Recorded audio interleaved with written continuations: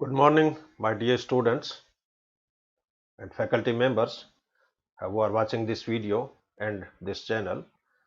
Myself, Dr. K.C. Soni, Associate Professor in Zoology, Government Lohia Postgraduate College, Churu, affiliated to Maharaja Ganga Singh University, Bikaner. In the lecture series of genetics, today I will deliver my talk on sex determination. आज की genetics की इस व्याख्यान माला में लिंग निर्धारण कैसे होता है, सेक्स का डिटर्मिनेशन कैसे होता है, उस पर मैं चर्चा करूंगा। क्योंकि एम्ब्रियोनिक डेवलपमेंट के दौरान सेक्स डिफरेंशिएशन भी होता है और सेक्स डिटर्मिनेशन भी होता है। सेक्स डिटर्मिनेशन की जो परिघटना है ये मुख्यतया क्रोमोसोम्स के द्वारा नियंत्रित होती है। कुछ एनिमल्स में हार्मोन भी इसके लिए उत्तरदायी होते हैं, एनवायरनमेंट भी उत्तरदायी होता है, फिजियोलॉजी भी उत्तरदायी होती है और अंडे के अंदर योग की मात्रा कितनी है उसके द्वारा भी इसका डिसाइडेशन होता है। लेकिन लिंग विभेदन की जो परिघटना है वो पूर्णतया हार्मोन के द्वारा कंट्रोल होती है। तो इन सभी पहलुओं को टच करते हुए मैं आज का व्याख्यान में आपसे शेयर करूंगा। सेक्स डिटर्मिनेशन के कुछ हिस्टोरिकल कंसेप्ट भी हैं जो कि मान्यता प्राप्त नहीं है, लेकिन इस पे बहुत ही शॉर्ट में मेन जो पॉस्टुलेशन पुराने जो वैज्ञानिक हैं, दार्शनिक हैं जिन्होंने प्रपोज की है, वो मैं आपसे शेयर करना चाहूँगा। आज से हजारों वर्ष पहले यूनानी जो दार्शनिक थे, वो ये मानते थे कि सेक्स का डिटर्मिनेशन वो मदर और फादर के वीगरनेस पे डिपेंड करता है। यदि फादर में यदि ओज यदि ज़्यादा है, वीगर पावर ज़्यादा है, उस केस में संतति नर बनती है, यानी लड़के पैदा होते हैं।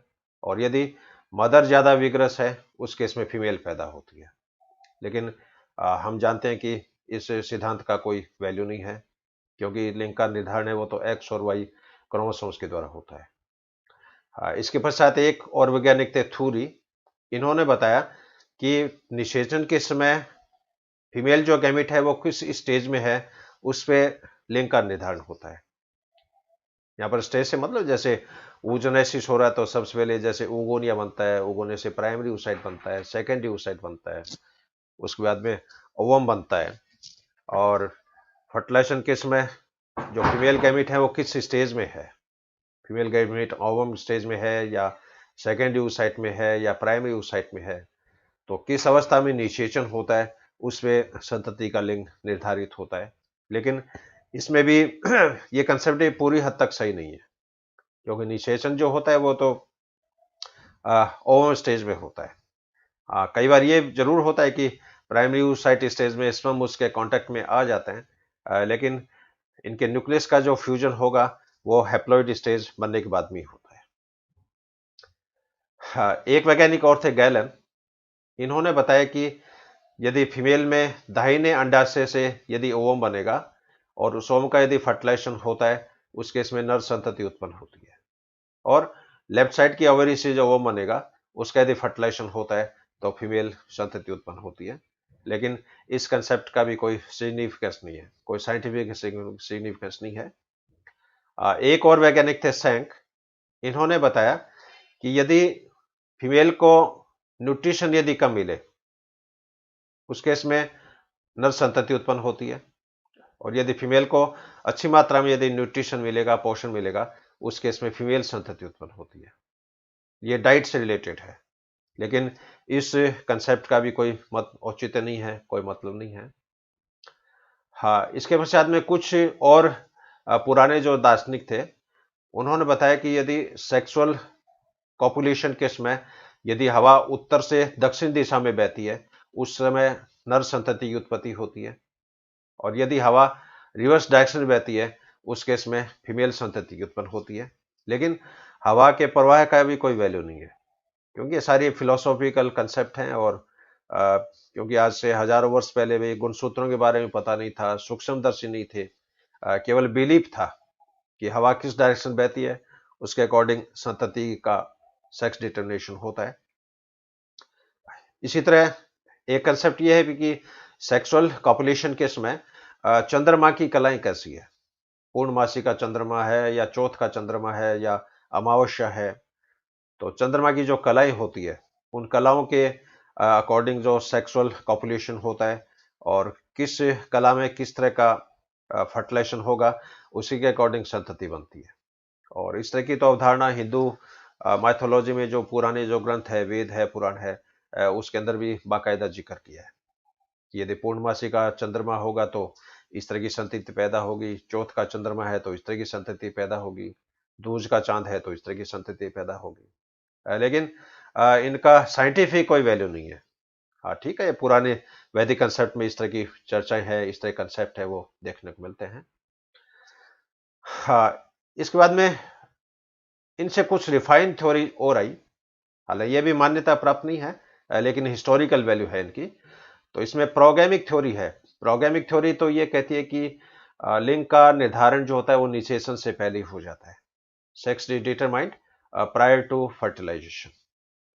सिनगैमिक थ्योरी ये कहती है कि सेक्स का डिटर्मिनेशन फर्टिलाइजेशन के समय होता है, और एपिगैमिक थ्योरी ये कहती है कि सेक्स का डिटर्मिनेशन फर्टिलाइजेशन के बाद में होता है। तो ये तीन थ्योरीज हैं, प्रोगैमिक थ्योरीज, सिनगैमिक थ्योरी और एपिगैमिक थ्योरी। प्रोगैमिक थ्योरी कहती है कि sex is determined prior to fertilisation.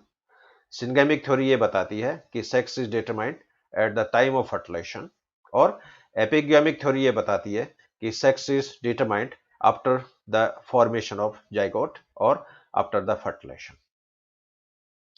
हाँ, अब इसमें मॉडर्न कंसेप्ट, ये कंसेप्ट मान्यता प्राप्त है, और पूरे एनिमल किंगडम का यदि सर्वे करें तो अनेक प्रकार की लिंग निर्धारण की मैकेनिज्म है वो प्राणियों में पाई जाती है।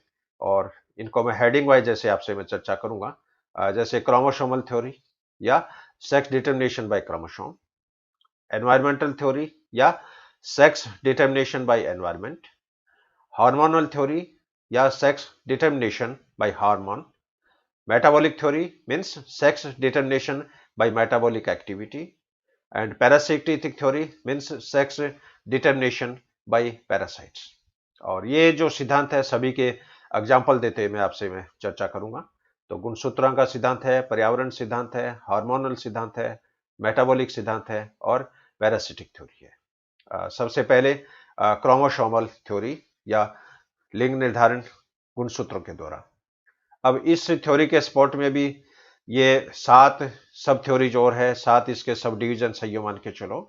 इसमें पहला है थ्योरी ऑफ हिट्रोगैमेटिक, विषम युग्मता का सिद्धांत, जैनिक संतुलन का सिद्धांत, मात्रात्मक सिद्धांत, हेप्लोडिप्लॉइड मैकेनिज्म, गिनेंद्रोमॉर्फ, मोनोफैक्टोरियल सेक्स डिटर्मिनेशन और साइटोलॉजिकल बेसिस। लेकिन इसमें मुख्य जो थ्योरी है वो है थ्योरी ऑफ हिट्रोगैमेटिक, लेकिन इसमें भी वेरिएशंस हैं, विभिन्नताएं हैं, वो प्राणियों में देखने को मिलेगी। इन सभी को मैं विथ एग्जाम्पल में आपसे चर्चा करूंगा। सबसे फर्स्ट जो है गुणसूत्रीय सिद्धांत में इनका सब थ्योरी, थ्योरी ऑफ हिट्रोगैमेट। ये सिद्धांत कॉरल्स ने प्रपोज किया था 1906 में, और इन्होंने बताया कि प्राणियों में सेक्स डिटर्मिनेशन 3 विधियों के द्वारा होता है, XY मेथड के द्वारा, X0 मेथड के द्वारा और ZW मेथड के द्वारा। अब हिट्रोगैमेट इसलिए नाम दिया कि यहाँ पर अब XY मेथड में जो गैमेट बनेंगे उसमें एक में X स्पर्म होगा, X क्रोमोसोम होगा, एक में Y क्रोमोसोम होगा। X0 मेथड में एक के अंदर X क्रोमोसोम होगा, एक में Y क्रोमोसोम नहीं होता है, इसलिए इसके 0 नाम दिया है। और ZW मेथड ये जनरली पक्षियों में पाया जाता है, कुछ इंसेक्ट्स में पाया जाता है। तो यहाँ पर क्या होता है कि X क्रोमोसोम को Z के द्वारा निरूपित करते हैं और Y क्रोमोसोम को W के द्वारा रिपीट करते हैं, लेकिन यहाँ पर विषम युग्मक बनते हैं, इसलिए इस सिद्धांत का नाम दिया है थ्योरी ऑफ हिट्रोगैमेट्स। इसमें सबसे फर्स्ट जो सपोर्टेड थ्योरी है दैट इज XY मेथड। इस सिद्धांत को सबसे पहले विल्सन ने लाइजियस नामक इंसेक्ट में इसको ऑब्जर्व किया था, इसलिए इस सिद्धांत को लाइजियस मेथड के नाम से भी जाना जाता है। XY प्रकार का जो लिंग निर्धारण है ये मनुष्यों में पाया जाता है, ड्रोसोफिला में पाया जाता है और मेलांडियम पौधे में पाया जाता है। तो ये तीनों एग्जांपल मैं आपसे शेयर करूंगा। ह्यूमन, इसके अंदर XY विधि है, ड्रोसोफिला में XY विधि है और मेलांडियम प्लांट है, इसके अंदर भी XY विधि है। सबसे पहला एग्जांपल ह्यूमन का। ह्यूमन में आप जानते हो कि नर के अंदर 44 कई गुणसूत्र होते हैं, सोमेटिक क्रोमोसोम होते हैं या ऑटोसोम होते हैं, और एक जोड़ी एक्स वाई सेक्स क्रोमोसोम होता है। इसी तरह फीमेल के अंदर 44 ऑटोसोम होते हैं और एक जोड़ी सेक्स क्रोमोसोम एक्स एक्स के रूप में होता है। इसलिए यहाँ पर नर का जो कॉम्बिनेशन है वो तो हो जाएगा 44 प्लस एक्स वाई, और फीमेल का कॉम्बिनेशन हो जाएगा 44 प्लस एक्स एक्स। अब यहाँ पर नर में दो तरह के शुक्राणु बनेंगे। एक शुक्राणु तो ऐसे बनेंगे जिसमें एक्स गुणसूत्र हैं, एक स्पर्म ऐसे बनेंगे जिसके अंदर वाई क्रोमोसोम है, और फीमेल के अंदर जो वो बनते हैं दोनों में एक्स क्रोमोसोम होता है। तो यहाँ पर जो ओवम बन रहे हैं वो 22 प्लस एक्स टाइप के है। हालांकि इसमें एक ओवम ऐसा होगा जिसमें एक एक्स गुणसूत्र बार बॉडी के रूप में है, क्योंकि फीमेल में जो दोनों एक्स क्रोमोसोम है ये एक्टिव नहीं है। इसमें एक एक जो एक्स गुणसूत्र है वो निष्क्रिय हो जाता है, और ये निष्क्रिय एक्स गुणसूत्र है, इसको बार बॉडी के नाम से जाना जाता है। हालांकि ये बार बॉडी वाला गुणसूत्र जब नर में आएगा आफ्टर फर्टिलाइजेशन तो ये सक्रिय एक्स गुणसूत्र में कन्वर्ट हो जाता है। तो ये हेटेरोक्रोमेटाइजेशन की परिघटना ह्यूमन के अंदर ये चलती रहती है। अब इस चेकर बोर्ड में आप देख रहे हो एक्स स्पर्म जब एक्स अंडे से फर्टिलाइज होगा तो एक्स एक्स कॉम्बिनेशन ये फीमेल बनेगी। इसी तरह ये एक्स गुणसूत्र इस एक्स अंडे से फर्टिलाइज होगा, एक्स एक्स कॉम्बिनेशन बनेगा, यहाँ पर फीमेल बनेगी। ये वाई गुणसूत्र इस एक्स अंडे से फर्टिलाइज होगा, एक्स वाई कॉम्बिनेशन ये फीमेल मेल बनेगी। और ये वाई स्पर्म इस एक्स ओवम से फर्टिलाइज होगा तो एक्स वाई कॉम्बिनेशन बनेगी, ये फीमेल बनेगी। तो यहाँ पर ये जो स्काई कलर में जो दिखाया है ये मेल कॉम्बिनेशन है, और येलो कलर में जो दिखाया है ये फीमेल कॉम्बिनेशन है। तो ये मनुष्य के अंदर एक्स वाई प्रकार का लिंग निर्धारण परिघटना पाई जाती है। हाँ, दूसरा एग्जाम्पल ड्रोसोफिला। ड्रोसोफिला में क्या है कि 3 जोड़ी काई गुणसूत्र पाए जाते हैं और एक जोड़ी सेक्स क्रोमोसोम होता है। इसलिए नर में इसको 3AA प्लस XY के द्वारा, ए का मतलब ऑटोसोम, यानी 3 जोड़ी ऑटोसोम, एक जोड़ी XY सेक्स क्रोमोसोम, और फीमेल का जो जीनोटाइप होगा 3AA प्लस XX। अब इसमें क्या होगा कि एक्स गुणसूत्र पर जो जीन्स होते हैं उसमें लिंग सहलग्न की परिघटना भी पाई जाती है, क्योंकि सेक्स लिंक्ड इनहेरिटेंस जो होता है वो सेक्स क्रोमोसोम्स के कारण ही होता है। और फीमेल के अंदर केवल एक ही तरह के ओवम का प्रोडक्शन होगा, वो है 3A प्लस एक्स। लेकिन नर ड्रोसोफिला में दो तरह के स्पर्म बनेंगे, 3A प्लस एक्स और 3A प्लस वाई। इस चेकर बोर्ड में आप देख रहे हो, ये फीमेल है मेल है। फीमेल के अंदर दो तरह के ओवम बन रहे हैं, नर के अंदर दो तरह के सॉरी फीमेल में एक ही तरह का ओवम बन रहा है और मेल में दो तरह के स्पर्म बन रहे हैं, एक्स टाइप के वाई टाइप के। अब जिन जिन कॉम्बिनेशन में एक्स एक्स कॉम्बिनेशन होगा वो फीमेल में कन्वर्ट होती है, जिनमें एक्स वाई कॉम्बिनेशन होता है वो नर में कन्वर्ट हो जाता है। तो मनुष्यों में जिस तरह लिंग निर्धारण की परिघटना होती है वही सेम परिघटना ड्रोसोफिला में भी देखी जाती है।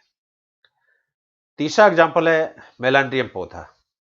अब इस मेलांड्रियम पौधे के अंदर एक्स क्रोमोसोम और वाई क्रोमोसोम, इन दोनों की आकार और आकृति अलग अलग है। अब इसमें इनका जो नीचे का जो भाग है, ये जो क्रीमी कलर में जैसे दिखाया है, ये भाग होमोलोगस होता है, समजात प्रकार का, जबकि एक्स और वाई वैसे देखे तो समजात गुणसूत्र नहीं है। लेकिन इन गुणसूत्रों का नीचे वाला जो क्रीमी जो पोर्शन दिखाया है ये होमोलोगस टाइप का होता है। इसके अलावा इसमें अलग अलग ये रीजन्स हैं, वाई क्रोमोसोम में जैसे ये रीजन है, ये सेकंड रीजन है, ये थर्ड रीजन है, और अलग अलग रीजन्स के अलग अलग करेक्टरिस्टिक्स होती है। तो जो भी रीजन यदि डैमेज हो जाएगा उसके अकॉर्डिंग संतति का जीनोटाइप जो होता है वो डिसाइड होता है। लेकिन यहाँ पर एक विचित्र परिघटना और पाई जाती है इस पौधे में। इसमें क्या होता है कि जो वाई क्रोमोसोम होता है ये वाई क्रोमोसोम 4X क्रोमोसोम के बराबर है, यानी एक वाई गुणसूत्र 4X क्रोमोसोम का जो एक्सप्रेशन है, जो अभिव्यक्ति है, उसको ये दबा देता है। जैसे इस चार्ट में आप देख रहे हो, यदि एक्स एक्स कॉम्बिनेशन है फीमेल बनेगी, एक्स वाई कॉम्बिनेशन है मेल बनेगी, एक्स एक्स वाई कॉम्बिनेशन है नर बनेगा, डबल एक्स वाई कॉम्बिनेशन है नर बनेगा, ट्रिपल एक्स वाई कॉम्बिनेशन है नर बनेगा। अब यहां पर आप देख रहे हो वाई क्रोमोसोम एक है लेकिन एक्स क्रोमोसोम 3 है, फिर भी इसमें नर संतति की उत्पत्ति होती है। तो यहां पर एक वाई क्रोमोसोम 4X के बराबर है, 4 से ज्यादा यदि एक्स क्रोमोसोम होंगे और ऑटोसोम की संख्या अलग होगी, उस केस में फीमेल की प्रोडक्शन होती है। और कई बार इसमें ये द्विलिंगी पौधे जो होते हैं हर्मेफ्रोडाइट, अब जैसे इस केस में 4 जोड़ी ऑटोसोम है, 4 इसके अंदर एक्स क्रोमोसोम है, 1 वाई क्रोमोसोम है, और यहाँ पर सेक्स इंडेक्स 1 है, और ये जो संतति बनेगी ये हर्मेफ्रोडाइट की होती है। लेकिन ये परिघटना ओकेशनल होती है, ये मेलान्डियम पौधे में। तो एक्स वाई मैकेनिज्म मनुष्यों के अंदर देखने को मिलेगी, ड्रोसोफिला में देखने को मिलेगी, और मेलान्डियम नामक पौधे के अंदर देखने को मिलेगी। अब चूंकि इसमें अलग अलग गैमिट्स बनते हैं, इसलिए इसे विषम युग्मक का सिद्धांत या थ्योरी ऑफ हिट्रोगैमिट के नाम से जाना जाता है। सेकेंड टाइप है इसमें एक्स जीरो मेथड। यहाँ पर जीरो का अर्थ है यहाँ पर वाई गुणसूत्र अनुपस्थित है, और इस तरह की जो मैकेनिज्म होती है ये मनुष्यों में पाई जाती है, सॉरी इंसेक्ट के अंदर पाई जाती है। और इंसेक्ट में आप देख रहे हो कि वाई गुणसूत्र अनुपस्थित होता है, इसलिए इसमें एक्स जीरो के रूप में इसको रिप्रेजेंट किया जाता है, और फीमेल में इसे एक्स एक्स के रूप में निरूपित किया जाता है। तो ग्रासहोपर का एग्जाम्पल मैं यहाँ पर मैं आपसे शेयर कर रहा हूँ।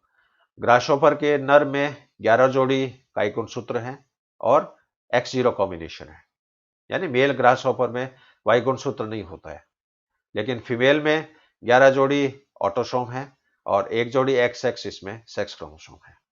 तो यहाँ पर मेल का जीनोटाइप 11 प्लस एक्स जीरो और फीमेल का genotype 11A plus x x, यानी नर में यूं मान के चलिए 23 गुणसूत्र हैं और फीमेल के अंदर 24 गुणसूत्र हैं। अब यहाँ पर जो नर होगा उसमें दो तरह के स्पर्म बनेंगे। एक स्पर्म तो ऐसा है जिसके अंदर एक्स गुणसूत्र है, एक स्पर्म ऐसा है जिसके अंदर वाई गुणसूत्र नहीं है, उसको जीरो के रूप में रिप्रेजेंट करेंगे। तो जिस स्पर्म का किस ओवम से फर्टिलाइजेशन हो रहा है उसके अकॉर्डिंग संतति का जीनोटाइप जो होता है वो डिसाइड हो जाता है। जैसे इस चेकर बोर्ड में आप देख रहे हो, यदि फर्टिलाइजेशन बाद में एक्स एक्स कॉम्बिनेशन है फीमेल बनेगी, केवल एक्स क्रोमोसोम है नर बनेगा, एक्स एक्स क्रोमोसोम है फीमेल बनेगी, केवल एक्स क्रोमोसोम है या एक्स जीरो कॉम्बिनेशन है तो मेल बनेगी। और इस तरह का जो लिंग निर्धारण होता है ये ग्रास हॉपर्स में भी पाया जाता है, एफिड्स में भी पाया जाता है, हनी बी में भी पाया जाता है, और हेमिप्टेरा के सदस्यों में भी पाया जाता है। और इस विधि को प्रोटेनोर मेथड के नाम से भी जाना जाता है।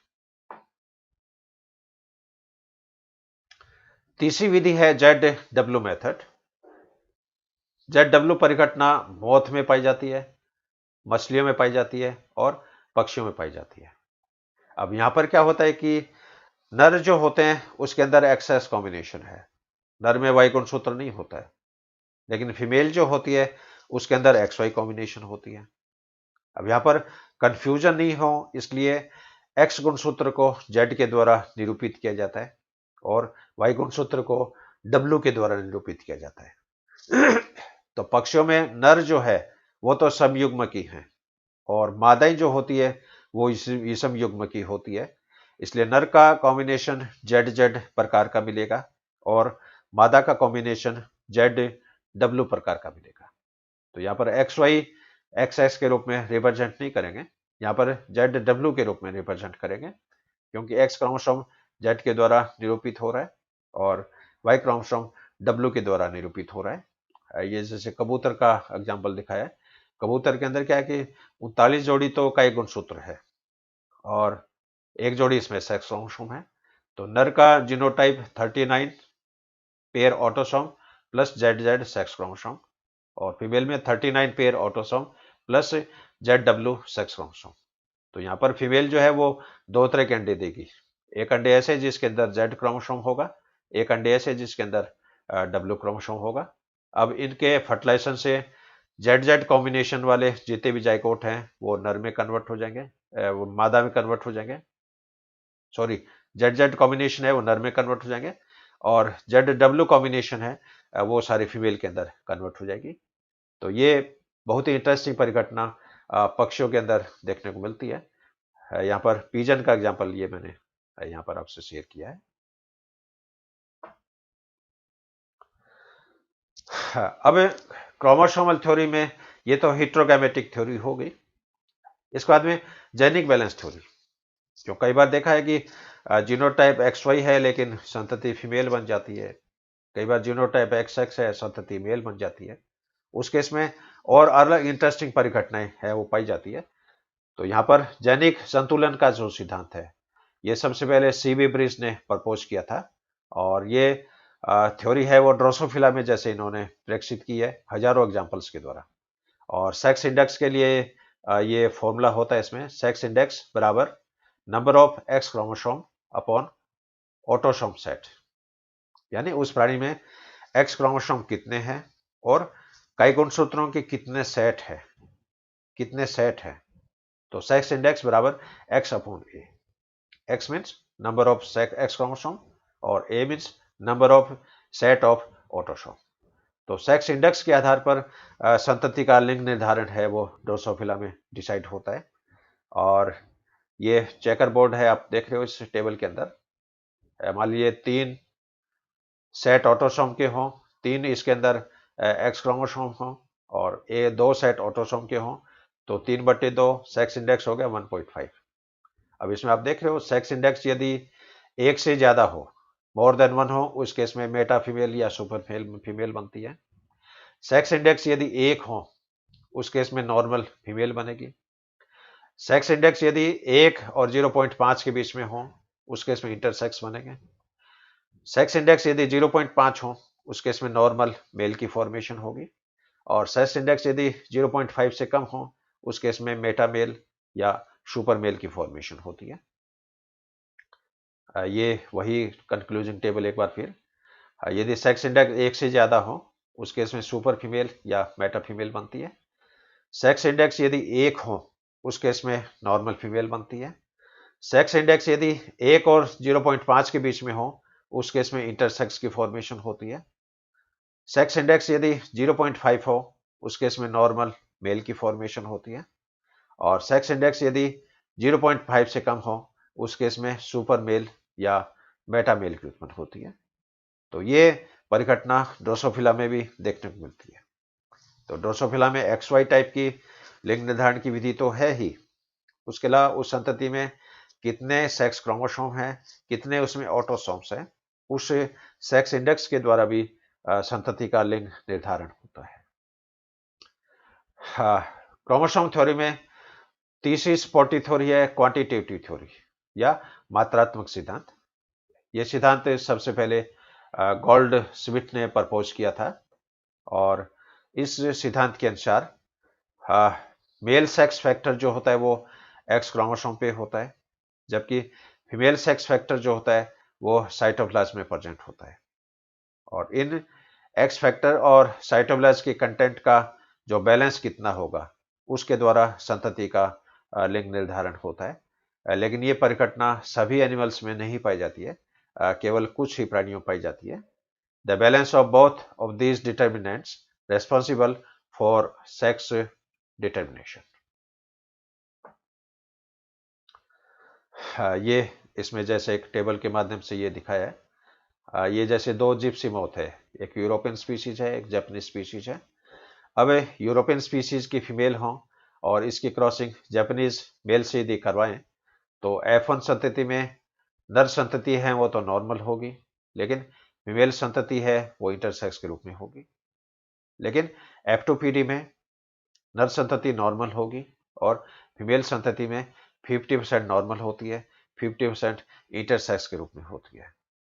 और यही क्रॉस यदि रिवर्स कर दिया जाए, यदि जापानीज फीमेल ली जाए और यूरोपियन संतति मेल ली जाए, तो इस केस में F1PD में नर संतति है वो तो सामान्य होगी, फीमेल संतति भी सामान्य होगी, लेकिन F2PD में नर संतति में 50% नॉर्मल होंगे और 50% इंटरसेक्स के रूप में होंगे, और जबकि फीमेल प्रोजेनी है वो नॉर्मल होती है।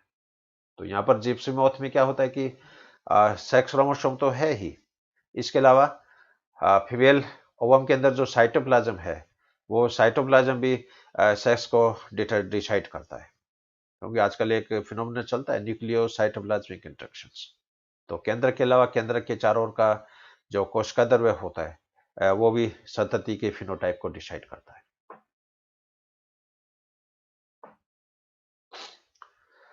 हाँ, नेक्स्ट सपोर्टिंग थ्योरी है इसमें हैप्लोइड डिप्लॉइड मैकेनिज्म।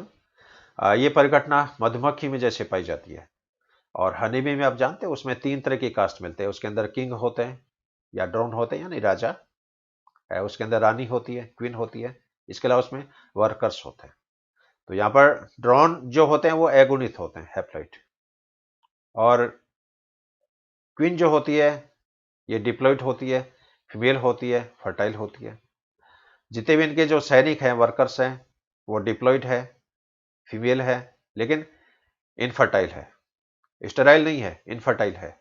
क्योंकि वर्कर में फीमेल के द्वारा स्रावित फिरोमोन के कारण oogenesis की प्रक्रिया स्टॉप हो जाती है। और यदि छाते से रानी मक्खी की डेथ हो जाए या रानी मक्खी को हटा लिया जाए तो उस केस में देखा गया कि जो रानी के निकट रहने वाले जो वर्कर्स होते हैं वो वर्कर्स में oogenesis की प्रक्रिया प्रारंभ हो जाती है और वो रानी का रूप ले लेती है, फर्टाइल में वो कन्वर्ट हो जाती है। तो यहाँ पर जैसे एग्जाम्पल दिया है इसमें डिप्लॉइड फीमेल है और इसके अंदर जैसे एगुणित जैसे अंडे बने और इन अंडों का यदि फर्टिलाइजेशन नहीं हो उस केस में क्या होगा, पार्थिनोजेनेसिस के द्वारा सभी ये एगुणित अंडे नर के अंदर कन्वर्ट हो जाते हैं। और यदि इन अंडों का यदि फर्टिलाइजेशन होता है तो इस केस में फीमेल बनेगी।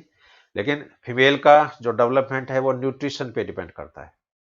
यदि इनके लार्वल स्टेजेस को, पीपल स्टेजेस को यदि रॉयल जेली खिलाई जाए, शाही भोजन खिलाया जाए तो ये रानी मक्खी में कन्वर्ट होती है। और इनको यदि रॉयल जेली के साथ साथ मिक्स टाइप का यदि फूड इनको दिया जाए उस केस में ये वर्कर्स में कन्वर्ट हो जाती है। तो डिप्लॉइड अंडे के द्वारा वर्कर्स भी बनते हैं और रानी भी बनती है।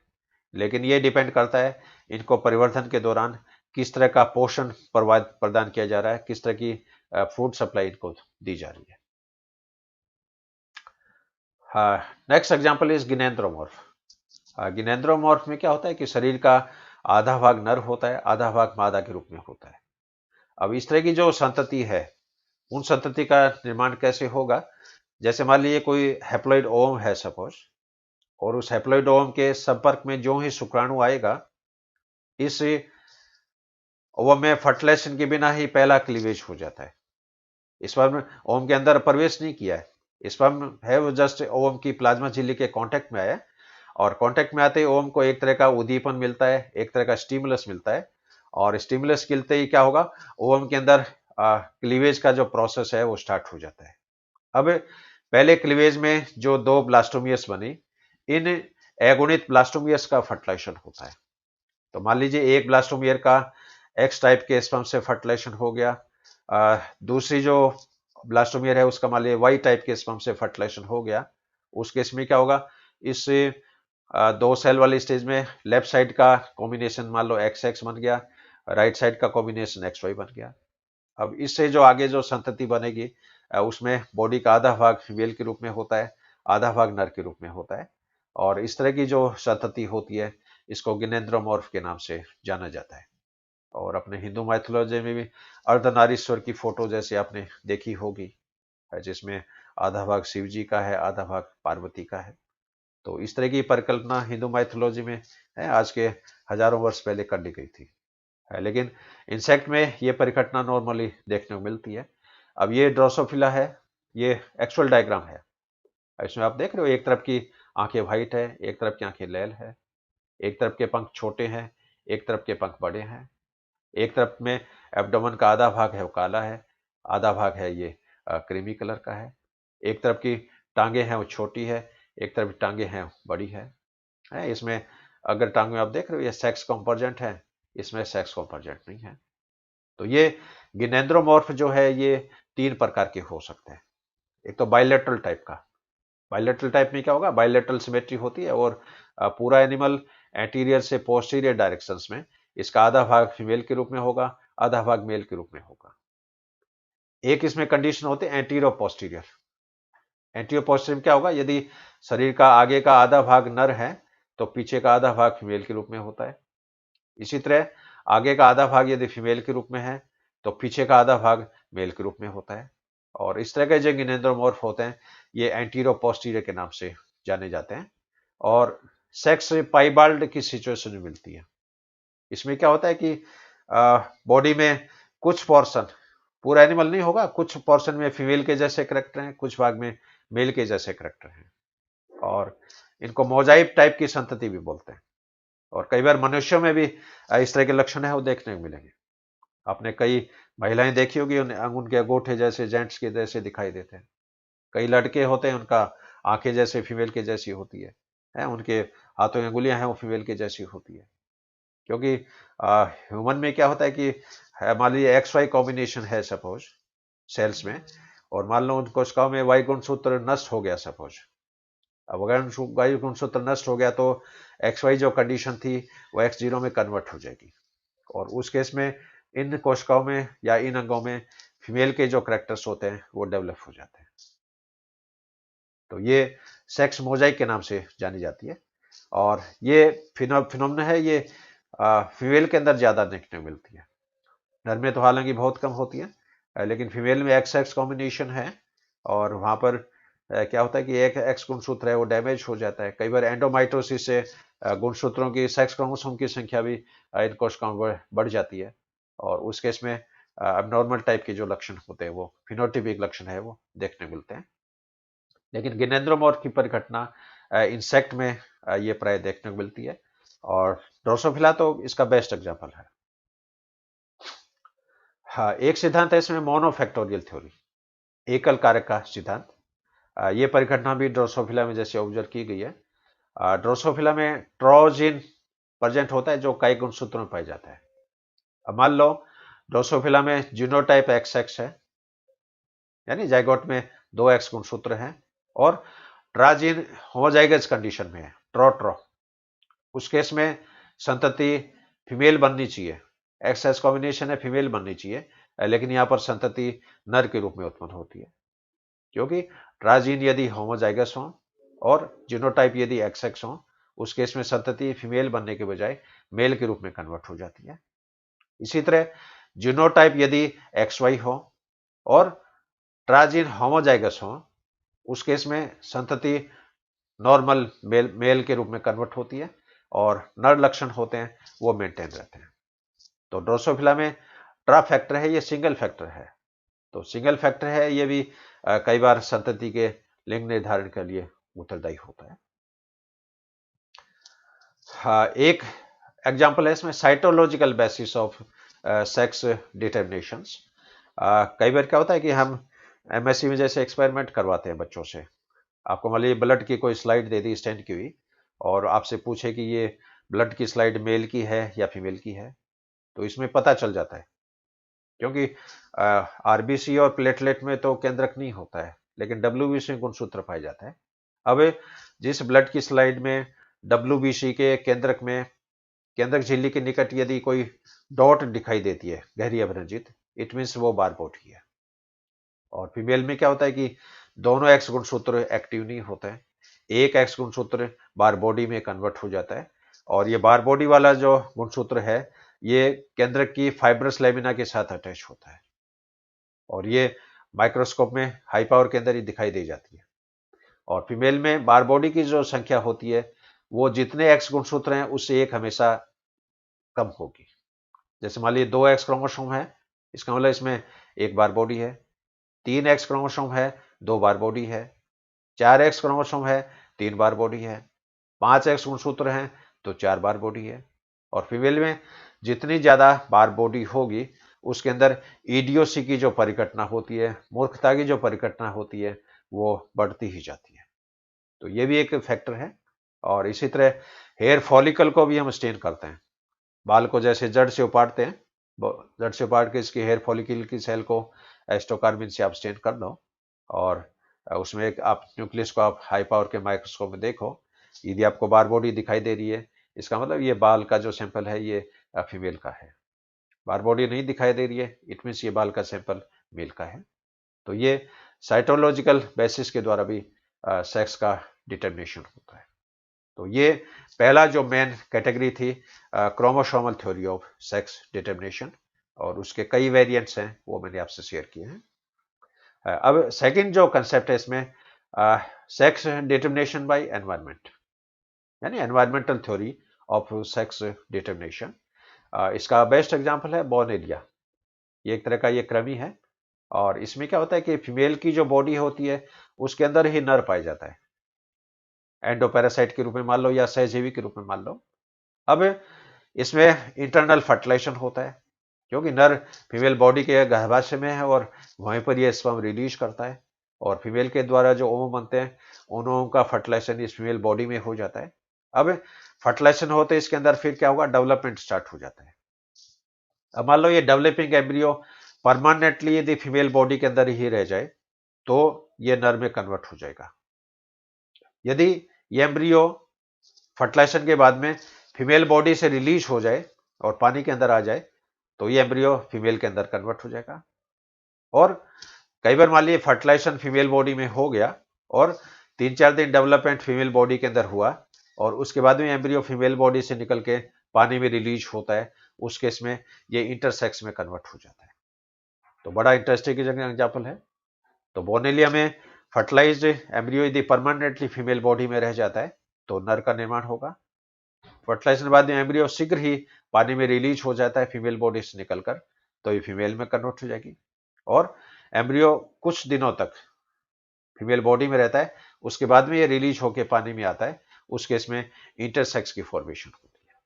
तो एनवायरमेंट के द्वारा भी सेक्स डिटर्मिनेशन है वो प्राणियों के अंदर देखने को मिलता है। इसके अलावा हार्मोनल थ्योरी, कई बार हार्मोन्स के द्वारा भी लिंग का निर्धारण होता है।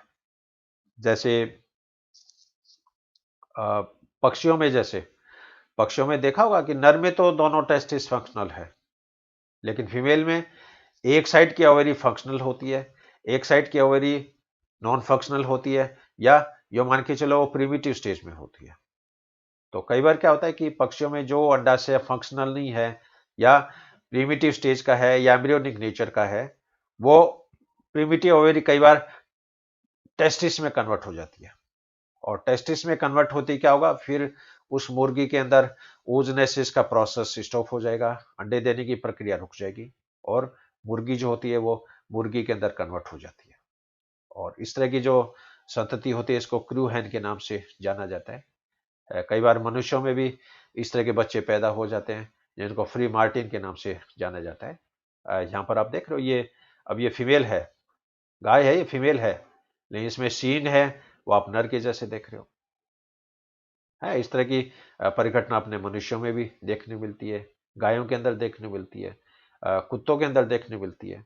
और ये परिघटना जनरली उसमें होती है जब जुड़वा बच्चों की फॉर्मेशन हो रही है। तो मान लीजिए फ्रेटर्नल ट्विन है, सपोज एक एम्ब्रियो प्लेसेंटा मान लीजिए XX टाइप का है, एक मान लीजिए XY टाइप का है, और उस केस में क्या होगा, दोनों का यदि प्लेसेंटा मान लीजिए कॉमन कनेक्शन से जुड़ा हुआ है, उस केस में क्या होगा, एक एम्ब्रियो के जो हॉर्मोन्स हैं वो प्लेसेंटा के द्वारा दूसरे एम्ब्रियो में चले जाते हैं और सेक्सुअल डिफरेंशिएशन जो होता है उस परिघटना को रोक देते हैं। तो कई बार ये देखा गया कि मनुष्यों में XY जीनोटाइप XY है, लेकिन उसमें लड़की के जैसे लक्षण डेवलप हो रहे हैं, जीनोटाइप XX है लेकिन उसमें लड़के जैसे लक्षण डेवलप हो रहे हैं। तो इस तरह की जो संतति होती है ये फ्री मार्टिन के नाम से जानी जाती है, और सेक्स रिवर्जल की ये परिघटना है। चौथा इसमें मेटाबॉलिक थ्योरी। इस सिद्धांत को ऑस्कर रिडले ने प्रपोज किया था, और इन्होंने फाख्तों के ऊपर, रिंगडो के ऊपर एक्सपेरिमेंट किए, पक्षियों के ऊपर। तो इन्होंने पाया किया कि जिन अंडों में योग की मात्रा कम होती है उन अंडों से नर संतति का निर्माण होता है, जिन अंडों में योग की मात्रा ज्यादा होती है उनसे मादा संतति का निर्माण होता है। तो ये मेटाबॉलिक थ्योरी है। हालांकि इनमें जो गुणसूत्र हैं वो भी इसके अंदर उत्तरदायी होते हैं, फिर भी मेटाबॉलिक जो कंसेप्ट है, योग की जो कंटेंट है, वो भी लिंग निर्धारण के लिए रेस्पॉन्सिबल होती है। और अंतिम जो सिद्धांत है इसमें पैरासिटिक थ्योरी, परजीवी सिद्धांत। इसमें कई बार ये देखा गया कि एक एनिमल के अंदर दूसरा एनिमल है वो परजीवी के रूप में प्रेजेंट है। अब ये जैसे केकड़ा है, केकड़े के अंदर ये सेक्युलाइना जैसे परजीवी दिखाया है। हर्मिट क्रेब जैसे आपने लेबोरेटरी में देखा होगा, जिसमें पायला के अंदर जैसे केकड़ा है वो घुसा हुआ रहता है। तो यहाँ पर ये बता रहा है कि सेक्युलाइना ऑन क्रेप। अब ये बता रहे हैं कि यदि होस्ट यदि नर हो, उस केस में क्या होगा, ये परजीवी थोड़े समय के बाद में फीमेल में कन्वर्ट हो जाएगा, और ये जो सेक्स रिवर्जल की जो परिघटना है, ये परजीविता के कारण भी ये डेवलप होती है। और ये काफ़ी इंटरेस्टिंग एग्जांपल मैंने आपसे शेयर किए हैं, जो कि जेनेटिक्स में एनिमल्स के अंदर देखने को मिलेंगे। तो chromosomal theory of sex determination sex index के द्वारा भी है, पैरासाइट के द्वारा भी है, एनवायरनमेंट के द्वारा भी है, मेटाबॉलिक कंसेप्ट के द्वारा भी है। और एग्जाम की दृष्टि से ये काफ़ी इम्पोर्टेंट टॉपिक है, और एग्जाम में छोटे क्वेश्चंस भी पूछे जाते हैं। जो प्रतियोगी परीक्षाएं हैं, नीट की एग्जाम है, आईएएस की एग्जाम है, आईएफएस की एग्जाम है, जीआरएफ नेट की एग्जाम है, उसमें भी इस टॉपिक पे काफ़ी क्वेश्चंस पूछे जाते हैं। फिर भी आपसे कोई क्वेरी हो, क्वेश्चंस हो, तो आप निसंकोच इस चैनल के माध्यम से व्हाट्सएप नंबर के द्वारा आप हमसे संपर्क कर सकते हैं। Thank you very much for listening my lecture very peacefully, and I will appreciate your positive feedback from all of you. Thank you very much. Have a good day. Have a great day.